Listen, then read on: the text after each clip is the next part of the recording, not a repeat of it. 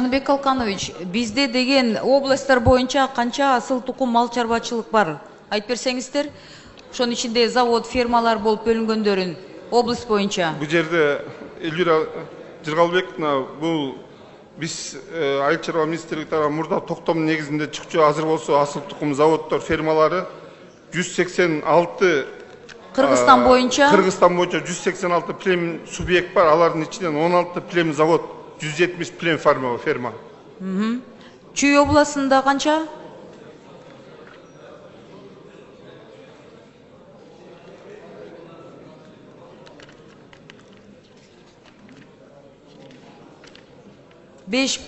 Чүй областында 5 плем завод. Чүй областында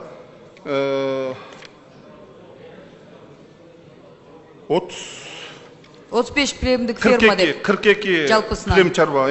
Ичинен плем заводдор 5-өө, Бул туурабы? жерде ошо плем завод, 35 плем племдик ферма бар экен. Ооба. Анан багыттары плем завод, КРС боюнча багыт, кою чарбасы боюнча багыт, кой чарбасы КРС, анан кийин жылкы. Жаныбек Калканович, ошондо деген ушул плем заводдорго тиешелүү, плем фермаларга тиешелүү жерлер боюнча сөз кылганда канча гектар жер Чүй областы боюнча бекитилген? Элвира Жыргалбековна, бул жерде негизи жерлерди ошол мен так азыр туура айта албайт экенмин, бирок ар бир плем чарба, плем фермалардын баары өзлөрүнө бекитилген чарбалары бар. Мисалы, Сокулуктагы Сокулук плем заводунда 900 гектар жери бар. Анан бир нече жыл мурда соттошуп ошол жактан 100 канча гектар жерди мамлекетке кайрып беришкен. Эсиңизде барбы, жокпу?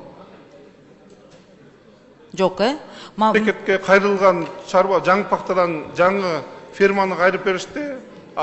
Жерлер болсо жер бул маселеси боюнча мен билбейт билбейт экенсиз. Совхоз фрунзе жөнүндө сөз болуп атат да. Ошондо эл тарабынан мүмкүн эсиңизде жок, 101 нече гектар кайрылып берилген мамлекетке.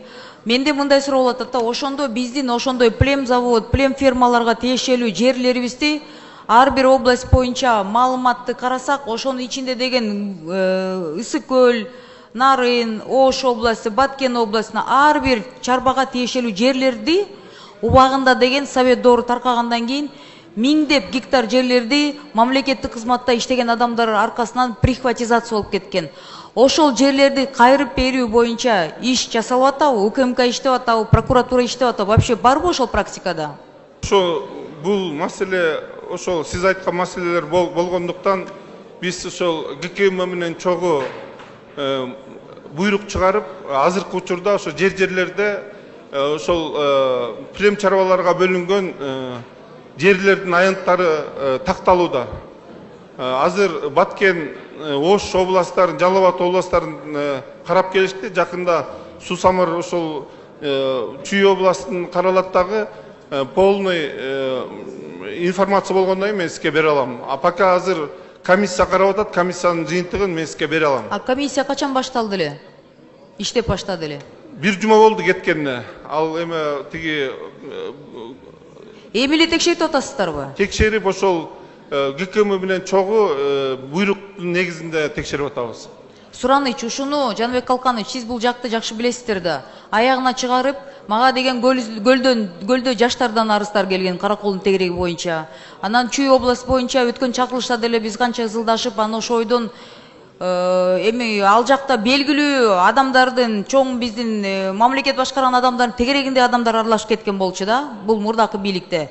Анан ошонун арасында деген ал адамдар бийликтен кеткенден кийин анан кээ бир жерлер кайрылып атат деген сөздөрдү угуп атам да.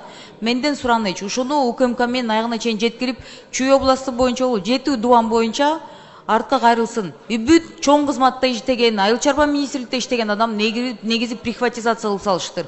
1000 деген гектар. Анан комиссиянын жыйынтыгында кандай чечимге келдиңиздер деп мага документтерин берип коесуздарбы? Бул боюнча дагы мына птица фабрика, ысык атада птица фабрикада обратно бизге кайрылып берилди, ГКМдан текшергенден кийин. Азыр учурда Кара Суу районунда дагы Кататалдык асыл тукум заводунда бөлүнүп кеткен жерлердин бардыгын текшерилип туруп, кайра артка кайтаруу иштерин жүргүзүлүүдө. Анда комиссиянын жыйынтыгы качан чыгат? Мына бул жерде ошо комиссиянын членди да отурат, ошону чакыртканбыз. Ошо бир жумадан кийин, 10 күндөн кийин жыйынтыгы чыгып калат. Анда июндун аягына чейин мага кагыздарды бересиздер, э? Жарайт. Рахмат, күтөм, унутпаңыздар. Рахмат, жарайт.